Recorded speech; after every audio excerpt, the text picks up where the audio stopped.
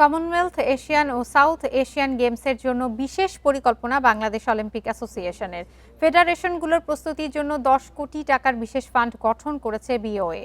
নির্বাহী কমিটির সভায় এ সিদ্ধান্ত হয়েছে। গেমসের প্রস্তুতির জন্য সরকার থেকে অর্থ বরাদ্দ পেতে সময় লাগে ফেডারেশনগুলোর, ফলে প্রস্তুতি ক্যাম্প করতে বেগ পেতে হয়। সেই সমস্যা সমাধানে এমন উদ্যোগ বিওএর। পরে সরকারি অর্থ থেকে সামঞ্জস্য করে নেওয়া হবে। মার্চে এশিয়ান বিচ টুর্নামেন্ট দিয়ে ফেডারেশনগুলোর প্রস্তুতি শুরুর লক্ষ্য অলিম্পিক অ্যাসোসিয়েশনের। অনুশীলন না থামিয়ে ধাপে ধাপে কমনওয়েলথ এশিয়ান ও সাউথ এশিয়ান গেমস পর্যন্ত চালিয়ে যাওয়ার পরিকল্পনা আছে।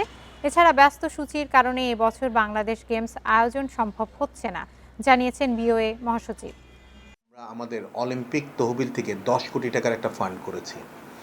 আমরা চাই ট্রেনিংটা যাতে যথাসময়ে শুরু হয় এবং আমরা যাতে যেই ইভেন্টগুলো পার্টিসিপেট করবে তাদেরকে যাতে আমরা সময় মতো টাকাটা দিতে পারি এবং ফ্যাসিলিটিসগুলো দিতে পারি।